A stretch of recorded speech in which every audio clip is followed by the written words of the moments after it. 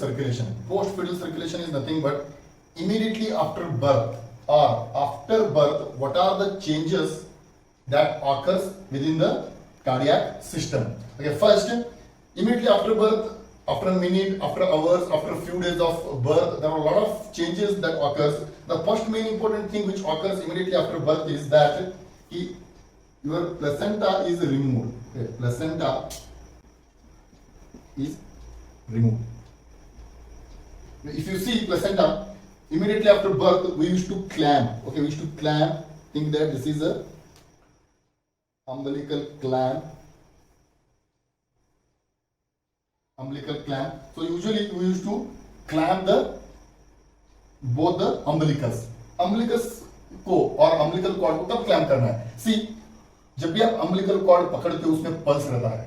जैसे कि जब भी हम मदर को अगर आपने लेबर में डिलीवरी किया, जब भी मदर ऊपर रहती है तो हम बेबी को जब भी नीचे से उसको हम रिसीव करते हैं ताकि जो भी ब्लड मदर से और प्लेसेंटा से थोड़ा ब्लड फीटस को आ जाए. बट आरएच इनकॉम्पेटिबिलिटी वगैरह केसेस में हम इमीडिएटली क्लैम्प करते हैं. बट अगर बच्चा नॉर्मल रहा और मदर भी नॉर्मल रही, यूजुअली हम क्या करते हैं, पल्स को फील करते हैं. There is a pulse which is present in the umbilical cord. और एक बार वो अम्बिलिकल पल्स फील होना स्टॉप हो गया, ऑटोमेटिकली हमको क्लैम्प करना है. और क्लैम्प करने के बाद में 5 सेंटीमीटर का डिस्टेंस से दूसरा क्लैम्प भी करना है ताकि हम उसको अच्छे से कट कर सके. एक बार अम्बिलिकल कॉर्ड को क्लैम्प किया हमने तो आपका प्लेसेंटा का जो भी ब्लड मिलता था वो ऑटोमेटिकली क्या हो जाएगा, बंद हो जाएगा. ऑटोमेटिकली वो बंद हो जाएगा. मतलब जो भी प्लेसेंटा से हमको ऑक्सीजनेटेड ब्लड मिलता था वो पूरा का पूरा हमारा क्या हो गया, बंद हो गया. मतलब ऑक्सीजनेटेड ब्लड अभी प्लेसेंटा से अम्बिलिकल वेन को मिलना क्या हो गया, बंद हो गया. Because of that umbilicus when में भी कुछ भी नहीं, मतलब अम्बिलिकल वेन में ब्लड बहुत कम नहीं तो पूरा का पूरा कम जाता है. इसलिए ऑटोमेटिकली क्या हो जाता है, ये आपका अम्बिलिकल जो भी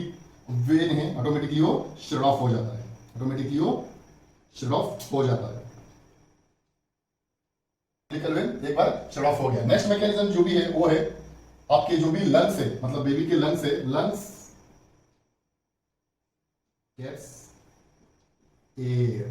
ये इंपॉर्टेंट टर्म है, लंग्स गेट्स एयर. यूजुअली मैंने जैसे कि बोला था कि before within foetal circulation usually क्या रहता है, फ्लूइड रहता है. बट इधर जैसे कि आप जानते हो the first sign of life is crying. Once the baby cries, immediately जो भी फ्लूइड रहता है वो बाहर आ जाता है और your alveoli is replaced with air. एक बार अगर ये एयर से रिप्लेस हो गया तो ऑटोमेटिकली लंग्स का फंक्शनिंग अच्छे से चलने लगता है. एक बार लंग्स एयर हो गया तो लंग्स में क्या हो जाता है, रेजिस्टेंस यूजुअली कम हो जाता है. पहले क्या था, रेजिस्टेंस बहुत हाई था before birth, but after birth क्या हो गया, रेजिस्टेंस यूजुअली कम हो गया और प्लेसेंटा रिमूव होने के बाद उसको ब्लड भी नहीं जाता. तो ये दो मैकेनिज्म इमीडिएटली आफ्टर बर्थ होते हैं. और एक चीज मैं बोलना चाहता हूं कि जब भी बच्चा नहीं रोता, जब भी बच्चा नहीं रोता तब यूजुअली क्या होता है, लंग्स में फ्लूइड वैसे की वैसे ही रहता है और वैसे के वैसे होने से यूजुअली क्या होता है, फ्लूइड कॉन्ट्रैक्ट होके वैसे ही बैठता है. इसलिए देखो यूजुअली जो भी बच्चा नहीं रोता उसको रिसस्टेट करने के लिए ट्राई करते हैं. और ARDS that is acute respiratory distress syndrome में अगर आपने देखा है तो बच्चे का जो भी लंग्स रहता है वो कॉन्ट्रैक्टेड ही रहता है. इसलिए उनको सर्फेक्टेंट देते हैं ताकि वो फ्लूइड बाहर निकाले और वो जो भी कॉन्ट्रैक्शन है और रिलैक्सेशन है वो बरकरार रहे.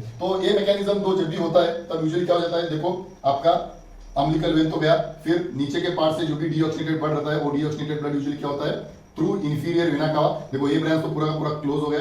इंफीरियर वेना कावा से जो भी डीऑक्सीनेटेड ब्लड है वो राइट एट्रियम में आता है और सुपीरियर वेना कावा से भी जो भी डीऑक्सीनेटेड ब्लड है वो पूरा का पूरा राइट एट्रियम में आ जाता है. राइट एट्रियम से किधर जाता है, राइट वेंट्रिकल को जाता है. Right ventricle through pulmonary opening किधर जाता है, राइट पल्मोनरी आर्टरी और लेफ्ट पल्मोनरी आर्टरी को यूजुअली जाता है. अभी देखो जब भी ब्लड राइट पल्मोनरी आर्टरी से जाता है तो पहले क्या था, इंक्रीज रेजिस्टेंस था. बट अभी क्या हो गया है, लंग्स गेट्स एयर. अगर लंग्स अभी अच्छे से काम कर रहे हैं और लंग में प्रेशर अभी और रेजिस्टेंस लो है, इसलिए जो भी डीऑक्सीनेटेड ब्लड है उसको वो क्या करता है, ऑक्सीजनेटेड में कन्वर्ट कर देता है. ये देखो ऑक्सीजनेटेड ब्लड में यूजुअली वो कन्वर्ट कर देता है. मतलब जो भी डीऑक्सीनेटेड ब्लड वो रिसीव करता है उसको भी ऑक्सीजनेटेड ब्लड में वो कन्वर्ट कर देता है.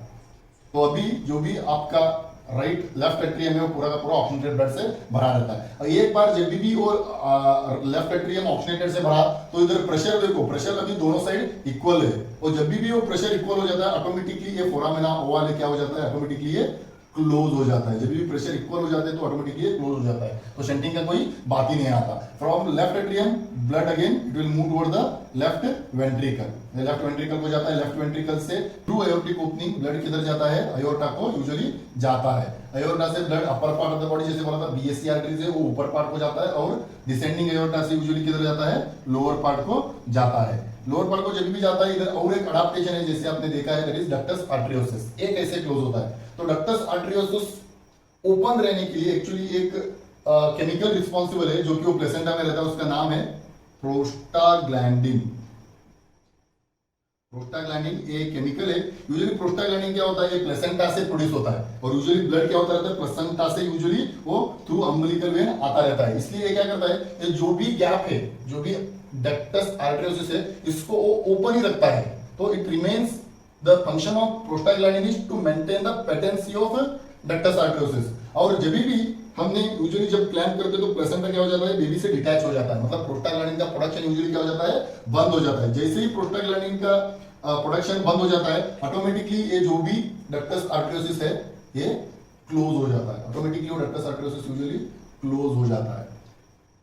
तो इधर कोई भी गैप नहीं रहता। अगर ये ductus आर्टरियोसिस even after 21 days after birth ये क्लोज नहीं हुआ तो एक कंडीशन को लीड करता है, that is patent ductus आर्टरियोसिस। But usually normal circulation में क्लोज हो जाता है और यूजुअली ब्लड क्या हो जाता है, आयोर्टा से oxygenated blood lower part of the descending aorta आ जाता है। और डिसेंडिंग आयोर्टा से अभी यूजुअली ज्यादातर जो भी ब्लड है वो किधर जाता है, वो lower part of the body को जाता है, क्योंकि ऑलरेडी प्लेसेंटा क्या हुआ है, डिटैच हुआ है। तो प्लेसेंटा डिटैच हुआ है तो ये साइड का जो भी रेजिस्टेंस है, यूजुअली प्लेसेंटा में क्या होता है, पहले बहुत कम रेजिस्टेंस रहता है, बट आफ्टर बर्थ प्लेसेंटा में रेजिस्टेंस बढ़ जाता है। इसलिए बहुत कम ब्लड जो भी आता है वो अम्बिलिकल वेन की तरफ आता है। जैसे ही बर्थ होने के बाद ब्लड कम होते होते जाएगा, वैसे ही ये भी अम्बिलिकल वेन भी यूजुअली शट ऑफ होते जाते हैं। तो ऐसे ये पर्टिकुलर तरीके से यूजुअली जो भी 5 के 5 अडाप्टेशन है वो स्लोली बंद हो जाते हैं। अगर बाय मिस्टेकली कोई भी अडाप्टेशन क्लोज नहीं हुआ, that can lead to congenital heart diseases. So there is a list of congenital heart disease, मैंने जैसे मेरे नेक्स्ट क्लास में बताने वाला हूं। लेकिन अगर कोई भी अडाप्टेशन मिनट के बाद, आवर के बाद और लास्टली 21 दिन तक अगर वो क्लोज नहीं हुए, उसके बाद उसको क्या बोला जाता है, कंजेनाइटल हार्ट डिसीज बोला जाता है। और पोस्ट सर्कुलेशन ये सारी चीजें यूजुअली होते हैं।